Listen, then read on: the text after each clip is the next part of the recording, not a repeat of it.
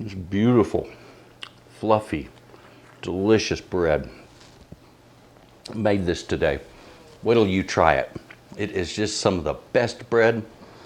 You're gonna lose your mind. Do me a favor, folks, if you enjoy my videos, please hit that subscribe button, click the bell so you get notified when I'm posting videos. Now, let's get on to how to make this stuff. You're gonna love this recipe.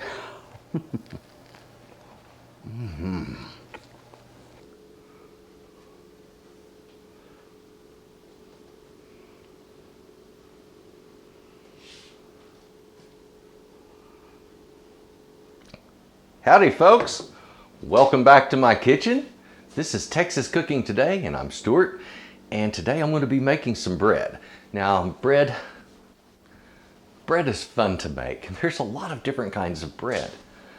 But there was one that has always kind of vexed me. It has eluded me. And so I decided, it's time to tackle this, to get it done. So I decided to order some flours and get busy making lots of bread and get good at making a certain type of bread that I love. I love breads where the insides of the bread are very irregular. There's lots of open, large pockets of air and a nice dark crust on the outside. And I don't always want it in a small baguette. Sometimes I want a big sheet of bread just to spread butter on and enjoy. And I want that special chewy texture with the unique feeling that you get on your tongue from that very porous type of bread. That's what we call the crumb, the texture of the interior. Let me show you something here. This is one I made just the other day, and I've been eating on it. Oh God, it smells good. Anyway, I want you to take a look at the crumb on the inside of this. This is what I'm talking about. Nice, irregular, lots of large pockets, and plenty of bread to enjoy. All right, now this is the back side of this loaf, so the smaller portion of it. But the thing of it is this is just a basic white bread. And that's what I wanted to do, was to take a basic white bread recipe and teach you how you can get these different conditions, how you can get the smooth, even texture, or the open, porous texture like this. What brings that on?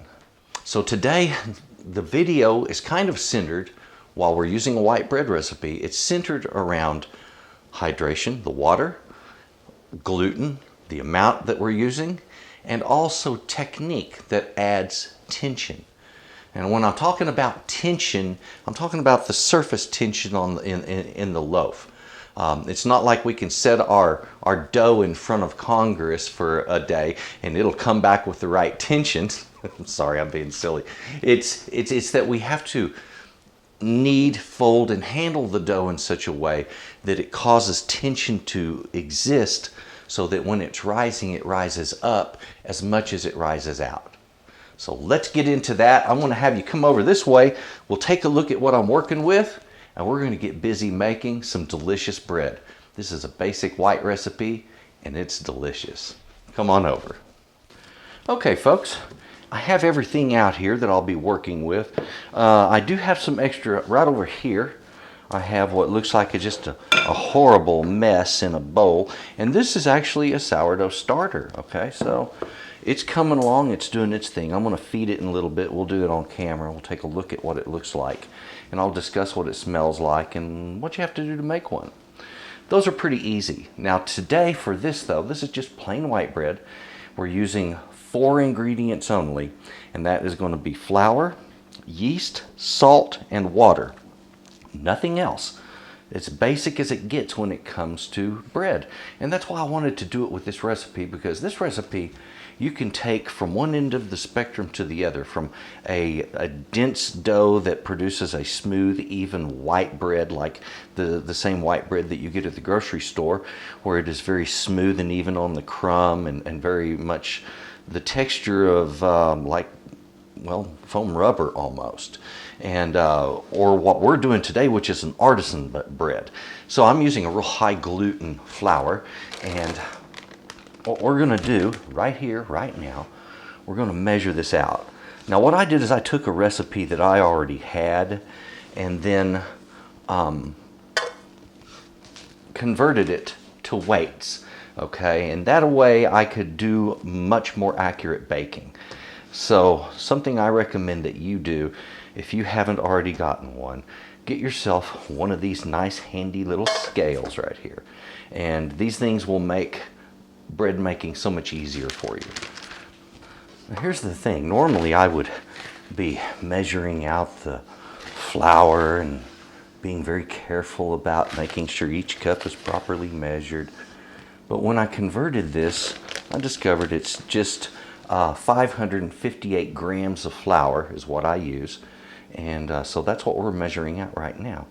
So I've got 539, 46, won't take much more. There we go. If I'm 1 gram off, I don't mind, like it's 559 right now.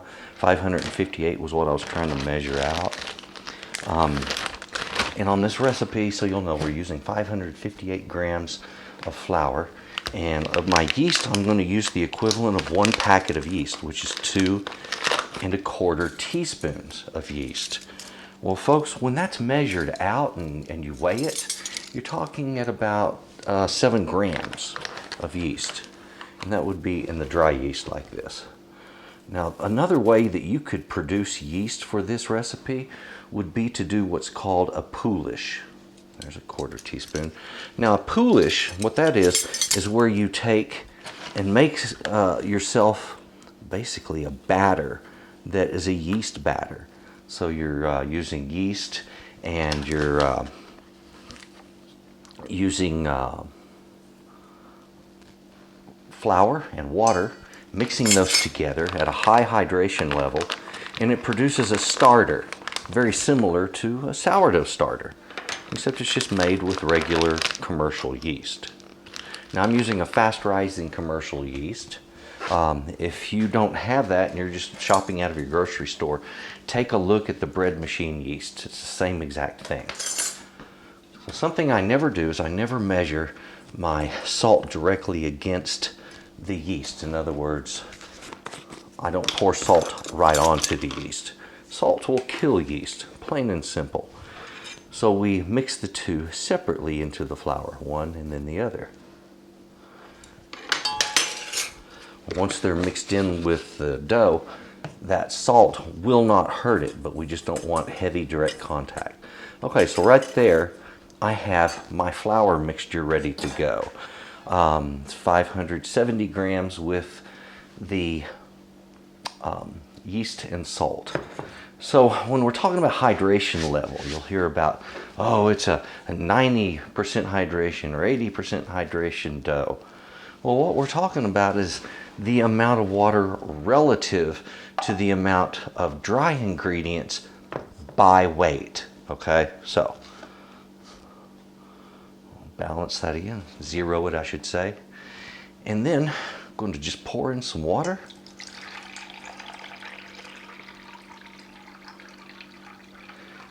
So if I remember right, I'm going to go for 80% hydration rate, and that's going to be 446 grams of water.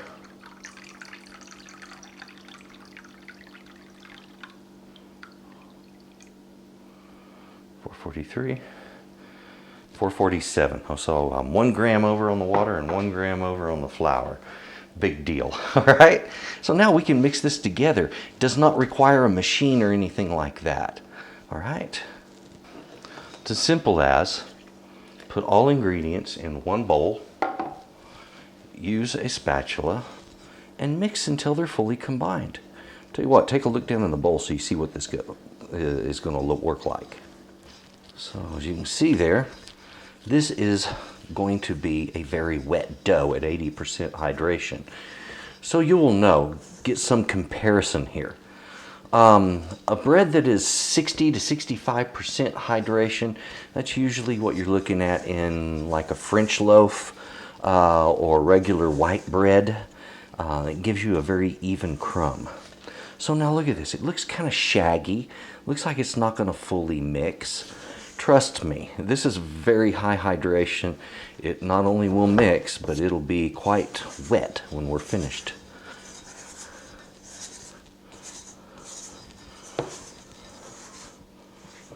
Just keep working it. Now, I decided to show this method because, folks, look, I've got arthritis bad. You see how I'm holding this? Because my thumb's hurting, all right? And yet, it's not such a difficult recipe that I need arthritis medicine or anything like that to pull this off. I don't need a mixer, but I guess it would depend on how bad your arthritis is. Mine's pretty bad, but not disabling yet. So there we go. So now, once I get this thing fully mixed, and I'm not going to be pushing my luck with it, I'm going to let it do what's called autolyzing. Now, folks, you can autolyze with yeast or without. Originally, a long time ago, bakers would autolyze with without the yeast, and because they weren't looking for an early rise. These days, we've got much more dependable yeast, and this works just fine.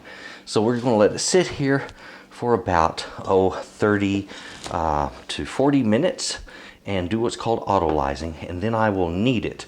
And I'll knead it by just stretching it up and folding it over right in the bowl, and I'll do that all the way around the edges until it is kneaded all the way through, okay? So right now, all it's doing is just developing gluten. And that's the whole idea of this first part. Now, I decided I wanted to demonstrate this recipe to you in two ways. I wanted to show you that you can do a rise and cook it that day, but also I wanted to discuss overnight fermenting. Here is the same exact amount of dough that has been risen overnight. It came up and made contact with my plastic wrap here, and I'm not going to worry about that contact too much. It's not going to hurt a thing, because what I'm about to do with this is going to deflate it a great deal. But as you can see, it's just hanging on there. It's not letting go easily. And see how this is not really sticking to me? That's because that gluten set in there and it developed completely. All right, so same exact amount, all right? Same exact recipe. I mixed this one last night at about 9 p.m. and right now it is noon the next day. So here's the difference, folks. I did knead this 2 different times before putting it in the fridge, all right? So it was already developing its characters, all right? And that's what I'm about to do now. I'm going to knead it, and we're going to leave it sitting in the bowl, and I want to show you how we knead it in the bowl. Okay, now to work with this, we don't use flour on our hands, we wet our hands, okay? Now I'm going to use my finger, just pull it free from the sides of the bowl. Okay, there we go. Now I want to lift the dough towards this side of it, towards the back, and I want to just kind of stretch it upwards. See, it's stuck down on the bottom there. I'll lift it until it pulls free. Come on. There it goes. Drop it in there and fold it over on itself. I'm going to turn this and do it again. It's not going to stretch nearly as much this time though. See there? Now this is the super high gluten that I'm using that's causing it to be that stiff. All right. So what I'm doing here, each time that I pull this up and I fold it over onto itself like so, I'm developing tension in the dough because it's stretching this very elastic product, stretching it in layers as we pick it up. Allow it to stretch out. Come on, stretch, stretch. There we go. Fold it over onto itself again. All right, now I'm going to let this just sit here. It can rise up again, and when it's finished rising up again, I'm going to do another kneading. After that, I'm going to then shape it, and we're going to get it on a pan so we can cook it. Now I'm going to cook 2 batches today. We're going to look at one batch that was fermented overnight versus the other batch which was just made today. And then we can compare them side by side. It's going to give me a lot of bread because each one of these batches makes 2 very large loaves. Okay, so we'll just give it time. Right now it needs about 30 to 40 minutes, and I'll come back in here and repeat the process. This was a little bit stiff also because of its temperature. I just now pulled it out of the fridge. Alrighty, I have given this dough, both of these now, about 45 minutes. All right, now normally I cover these, and that's what I'm going to do right after this. This one here, I'm going to knead it again, and then on the next kneading, we're going to shape it into balls and put it on a sheet.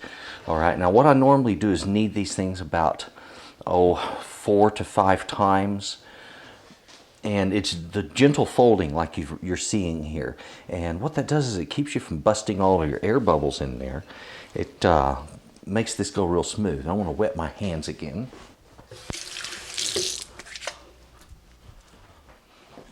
Wet hands.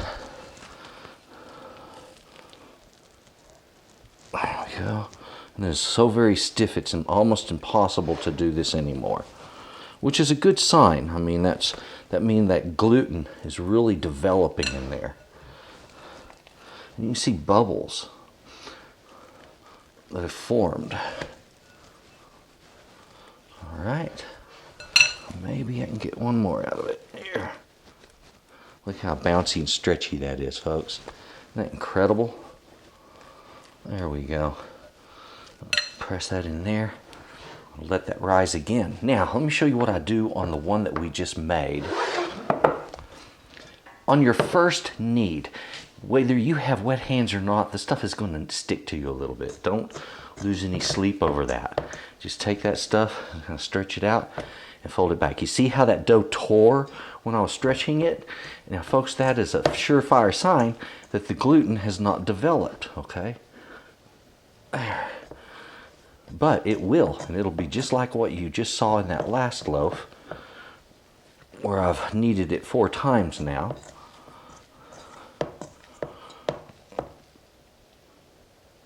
There we go. And again, this helps with gluten development, but it also helps with developing tension within the loaf. This stretching and folding. Now, like I said, you're going to get a little on you. All right? I'm going to cover these with some plastic wrap, give them another 45 minutes each, and then we're going to get moving forward with this. Tension, gluten, and hydration. So let's get into this a little bit. As I mentioned earlier, if you want the inside of your bread to be very smooth and even, just like the white bread that you buy at the grocery store, then you're wanting a lower hydration. Set your hydration around 60 to 65%. And remember, that's the percentage of the total weight. So you can do that with a basic calculator or your cell phone. You know, they have a calculator built into them. That's what I did with this one. I took the weight of the flour, which was 558 grams, multiplied it times 60%, and it gave me, what was it, 446 grams for my water. All right? You can, whatever you choose to set that at, by measuring it, you can use this method to set your hydration levels higher or lower. This exact same recipe responds dramatically to hydration changes, all right? And it also responds dramatically to changes in the gluten. Now, a lot of your bread flours that you're going to see out there are not going to be 14.5%, ladies and gentlemen. This is a high gluten flour. This is a flour that's produced for artisan breads. And most of the time you don't see it in grocery stores. I have a hard time finding it. I have to purchase this stuff through restaurant supplies, and I have to buy a large bag at a time to get it. So you'll either be buying like 25 or 50 pounds at a time. This bag was actually a 50-pound bag. I only paid $30 for it though, so it's not like a lot of money considering how much bread it's going to make me. However, I don't have to add gluten to get this higher gluten count. Now, let's say you want to have the higher gluten count, but you don't want to order that much.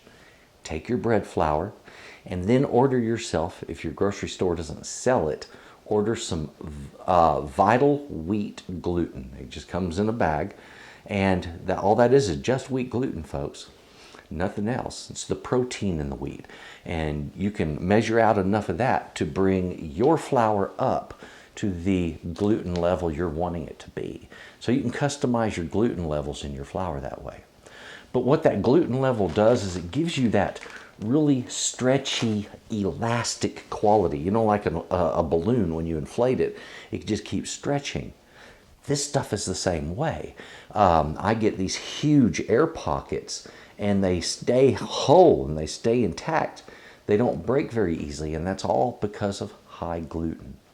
So that allows me to build that interesting characteristic into it. But the other thing is a dough that is soft. Well, the higher the hydration level, the softer the dough gets. The softer the dough gets, the more easily it can build those little air pockets inside. So you get more of them, and you get a much more interesting character from the bread. When I say character, the texture on the inside, the crumb, becomes way more interesting. In addition, the stretchiness of the bread and the way it chews. So this is, what I'm making here is an artisan white bread, and a really, really cool recipe because it's easy to do.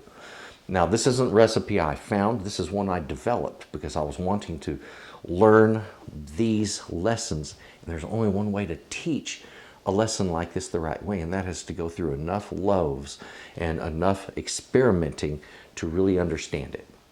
Okay, now the next thing, tension. I mentioned that before, and you saw how we're folding it. And in that, it stretches the dough and it puts tension into the dough. All right, but also when you shape the dough at the end, the way you shape it can cause the outside to be stretched tighter, and thus building that tension again. I refer you back to that balloon expanding. The balloon expands in all directions because of the tension against the compressed air on the inside. And it's going to be the same way on this. With tension on the outside, it will, as it rises, it will rise up as much as out. If you've ever tried to make a bread and you couldn't get it to rise up, but it just rose outward and it just got bigger, wider, that was the problem, is you didn't have the right surface tension. So here I am with a dough that's much higher in water that's going to stand up, and it's all because of tension. Okay, so we get the bigger air pockets because of higher hydration and higher gluten. We get the dough to stand up more because of tension. And these were the lessons that I really wanted to bring forth in this artisan white bread. So there you have it. These guys are going to sit there and do their thing until I get back in here and knead them again. And then we're going to make these into some beautiful round loaves. When they're done, we'll take a look inside, compare them. We're going to compare, remember, we're going to compare the overnight ferment to the freshly made that day. They're both going to get the same amount of kneading. It's just that this one has been sitting in the fridge overnight. All right. All right, ladies and gentlemen, this is my wild yeast starter. So what do you do to make one of these? Well, it's as simple as this. I took some whole wheat flour to start this with. Now, I don't use only whole wheat, but you can. I prefer to mix my wheat and regular flour. So that's the reason it kind of looks the way it does. Now, when I stir this up, as I see, I've got a nice smooth batch. It's got a somewhat vinegary smell to it at the moment. All right, now that's the lactobacillus. And it's getting a yeasty smell and it's starting to produce bubbles, but it's not yeasty enough yet, and it's not rising up the way I want it to yet. As soon as it does and I get a full yeast bloom, then I have my starter ready to go. Now that vinegary smell tells me I already have enough lactobacillus. These are items that are floating around in the air that we breathe, okay? Plain and simple. You inhale and exhale bacteria and yeast and pollen and all kinds of stuff. So it's all in the air. And what happens is when you make this flour paste and just leave it sitting open, is some of that yeast and some of the bacteria settle on the surface of this. It gets into it and then it starts reproducing, and you have a culture, okay? That's what we're creating here, is a culture of bacteria and yeast. Add a little water. And all I have to do is just stir this together. Now, my second rest has finished here. It's been another 30 minutes. I'm going to wet my hands again. I'm going to knead this.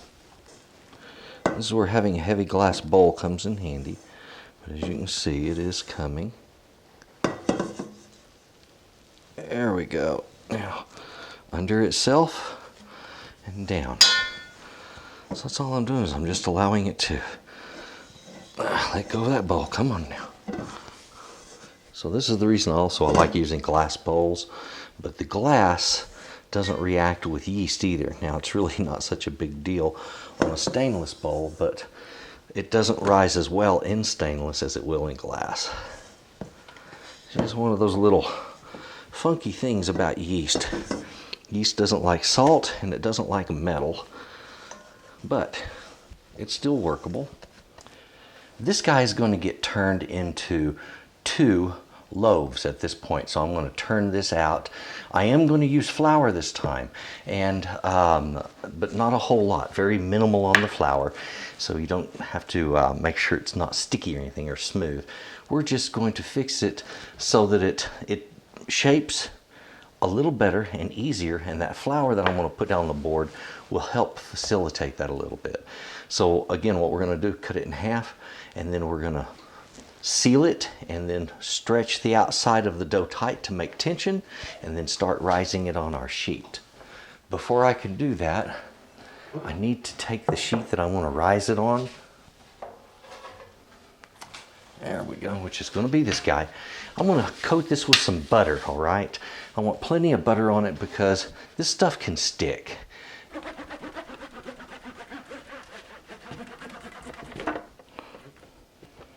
Okay, this is the part of the game where having a pastry knife comes in handy. That's what this is. Some people call it a scraper or a bread knife. It's a pastry knife. You need just a little bit of flour. As you've seen, it doesn't require having floured hands or anything when it comes to handling this. There we go. I'll just roll him out here.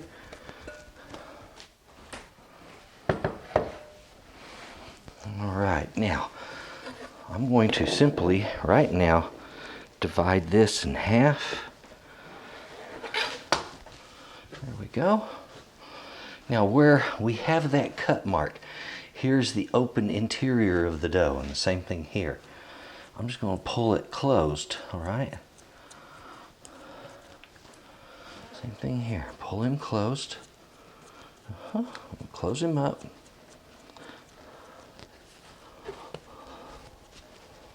All right. There we go.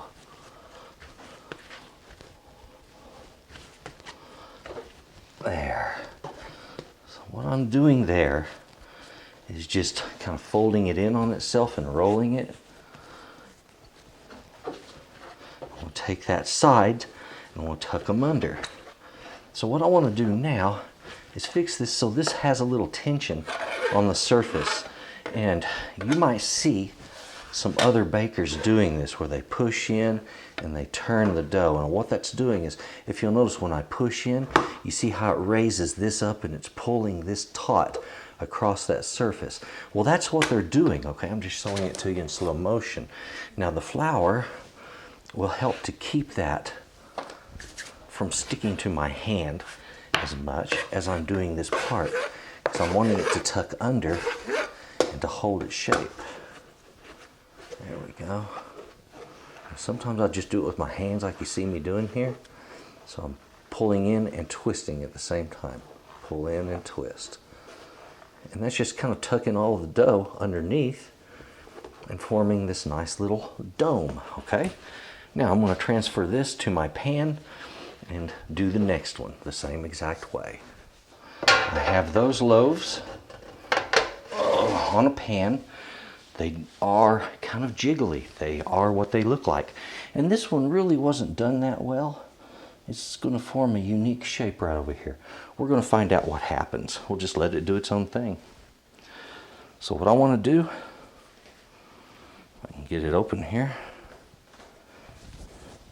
I'm gonna very lightly cover this with my pastry cloth, very gently. All right, so I'll just let it sit there and rise up and do its own thing. I'll occasionally check on it, but this might take anywhere from 1 to 2 hours in the rise, and it just depends on the day and the dough, okay? So I'm just gonna be patient with it. When it's more than doubled in bulk, it's gonna hit the oven, and it's gonna hit that at 425 degrees. This particular dough, we do not have to slice it, because the way I'm gonna rise it, I wanna rise it completely. We're gonna take it to a full proof, so we don't cut it open, and we don't get the same oven spring, but trust me, with this one, you don't really need it. I'm ready to do the third folding on this dough, which has gotten rather large and kind of jiggly. But what I'm going to do, I'm going to transfer it from this bowl to this one, because this is, it's not a lightweight bowl, but it's a lot lighter than the glass bowl that seems to stay down when I'm folding the dough. So again, I start with wet hands. All I got to do is just pick this guy up, and then transferring it, I want to give it its first fold right there. Turn it sideways, raise, there we go. Bring him over, let him down. Second fold.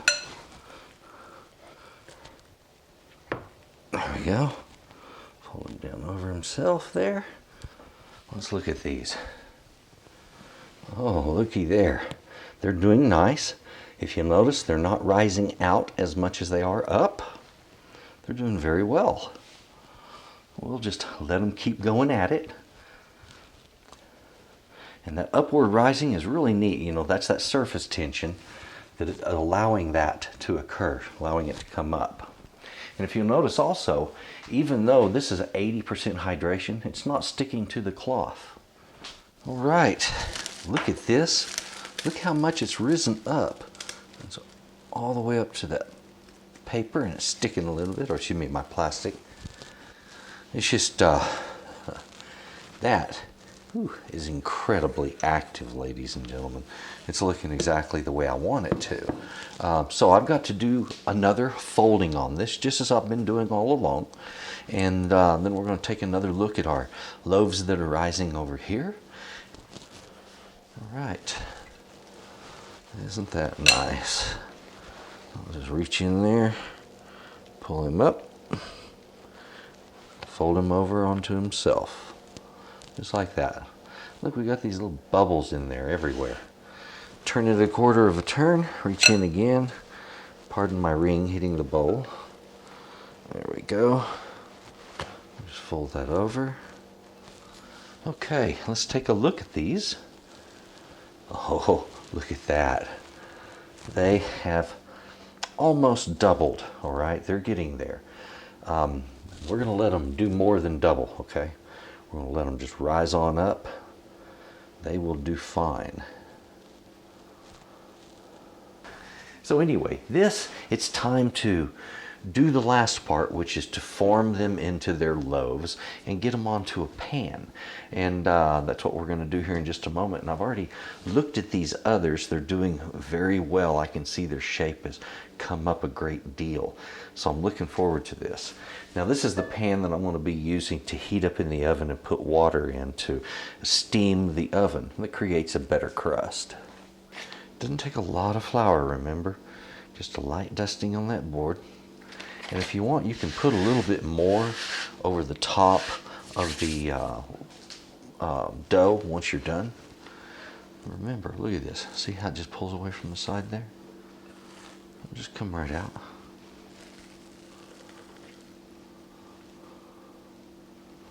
How's that for fun looking? This one rose up and it's just so beautiful. It's got this great texture to it. I'm totally loving this dough. Generally, I don't like putting any flour on stuff like this, but sometimes I find it makes it just a little bit easier to handle, especially when I'm cutting it. There we go. And just like I did before, I'm going to seal off that freshly opened apart.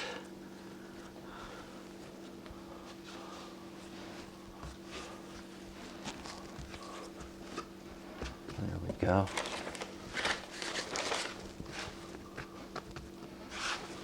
Put him aside. Do the same thing again. And don't be afraid of this dough. It can be quite resilient, as you've seen here. Look at that bubble. It's filled with them, just coated from end to end.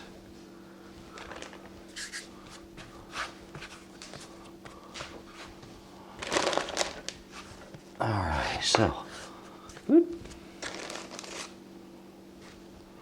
There we go. There. I'm doing the same thing again, pulling it under, pulling it taut. And look at these big old air bubbles here. But we're pulling them down a little bit. There we go. Now this.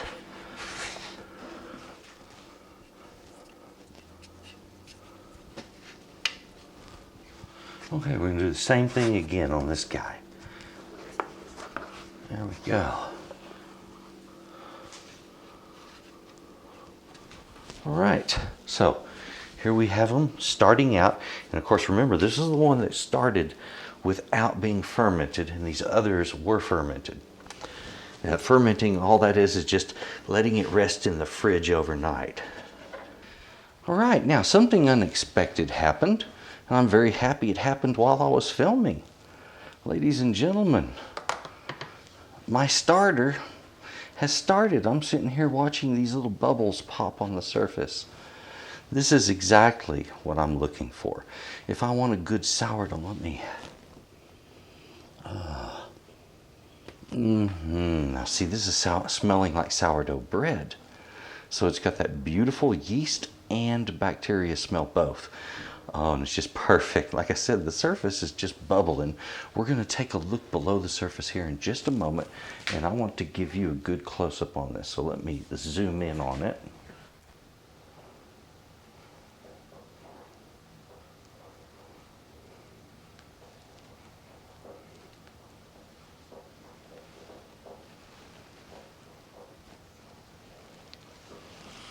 Alrighty, now we get a good close-up, and as you can see activity that's going on in this. You can see the active ferment happening, and this is exactly what we're looking for. I was wanting that wild yeast so it can rise things up, just like I'm got going right over here. Yeah, exactly. Let's take a look under the surface here. Just breaking it open. Look at that, it's real spongy. Oh yeah, that's perfect. That is absolutely 100% sourdough starter right there. Okay, now let's take a look at our dough.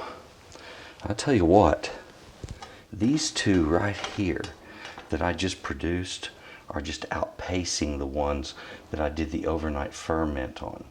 But this looks like it is ready to hit the oven at the same time. So I'm going to go ahead, I'm going to heat my oven up so I can get these in there, because I think these are going to be ready to go in the oven the minute these come out. At the pace that they are rising, oh yeah. All right, there we go. Well folks, there it is. It's been an interesting day of playing with dough. As you've seen, the character of this latest dough is just, it's growing incredibly well. That's, as I mentioned before, this is 80% hydration level. It's a really neat way to do bread, and as you're seeing, it is quite an active little situation. So what I'm going to be doing is, in fact, I've got it doing it right now. The oven is preheating, and it takes it about 10 minutes to get to 425 degrees. I'm going to give it about 15. That way the heat is well saturated and the oven is a little more stable. Something I would mention, sometimes in the making of bread, the temperature of doughs really matters, and you're going to want a good thermometer. Get yourself a chef's thermometer. In my description box, you're going to see a link down there for this little guy, and this one is magnificent little thermometer. This is made by Chef's Temp. This little thermometer, as you can see, the display will rotate with you, and it can stay lit, and you can do Celsius or Fahrenheit. It has a lot of different features to it. It's really cool. It's also a reasonable price. So there's a link there for that, Chef's Temp. Take a look at that. Also, if this process of making bread is just something that you think is too much to go through, you want a good artisan bread, there's a link down there for that also. It's going to be your Wildgrain breads. And that is a subscription model where you can get the best tasting sourdough breads, artisan breads, and pastas and pastries that, well, they're second to none, folks. Some of the best sourdough I've ever tasted. In fact, their breads were so good, it kind of inspired me to get started with this whole thing right here. Because I like making bread, it's kind of fun, but I also wanted to come up with a couple of new recipes that really hit home with the things I like in bread, which is that, well, what we're about to produce. You'll see it. Okay, folks, I have everything ready to go here. I'm about to get my water in the oven, and that's just a matter of pouring it into that hot pan that's in there. Be ready for this. It will splash usually, it sizzles a great deal, so just be prepared for that to happen. As soon as I get that oven door closed, I'm going to spray the loaves down with this pressure sprayer I have there. All right, here we go.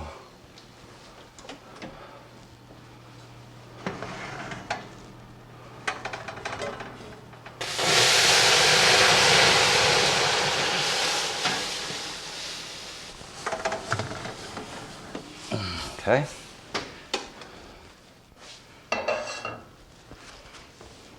Now these pressure sprayers, I'm going to say, folks, these things are the way to go. I'm just going to spray the outside of these loaves. I want to make them nice and moist.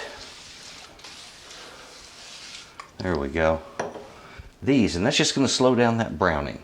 And I'm going to do that several times through the bake to keep the browning from becoming too dark.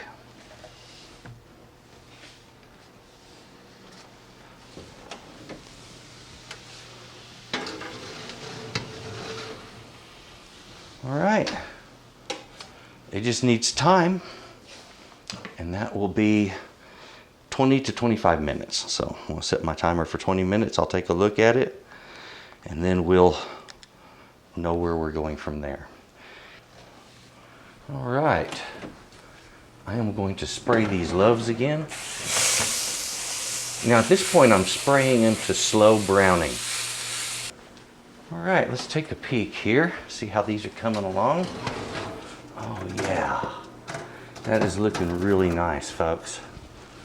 I'm going to give them about 3 more minutes just to darken up a little more.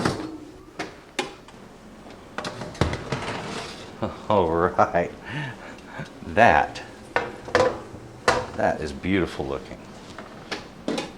Now I've got my water that's still going here, and it's going to be ready for these next loaves. Let's take a look at them. Look at those guys. They look right about where those two were at when I put them in the oven. And they sprung so much that they actually grew together. They were about an inch, maybe an inch and a half apart. And here we have a little connection going on here. So this pan right here hits the oven next, and that's about to happen. All right. These loaves, I believe, are right about done. Both, believe it or not, were cooked at about 25 minutes. But look at these. I have not had this result yet when it came to any of my bread. So seeing them puff up like this is just joyful for me.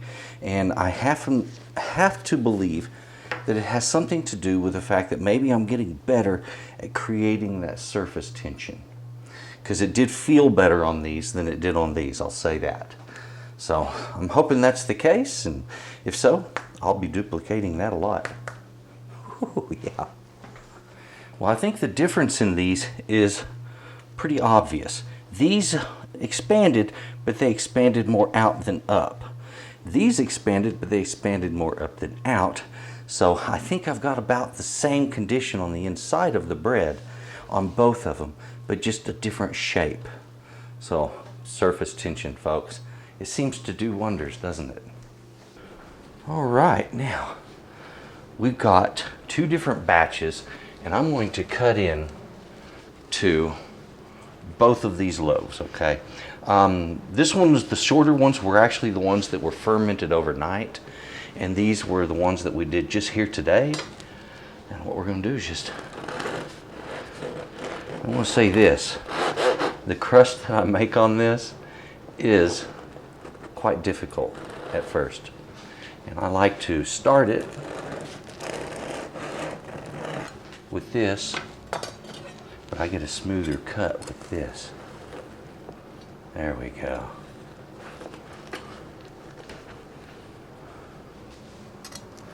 Doing that here.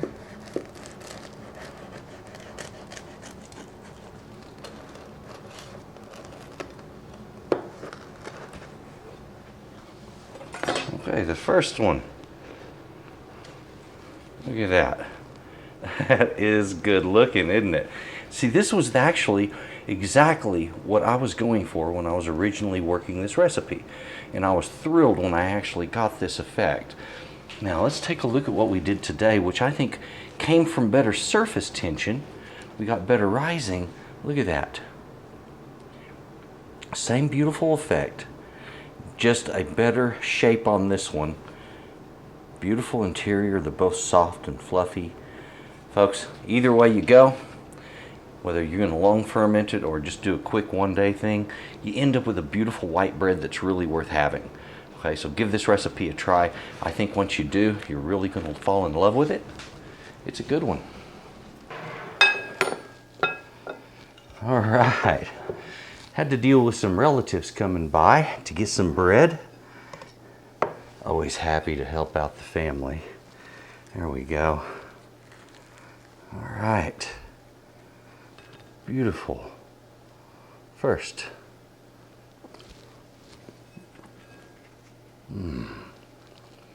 Man.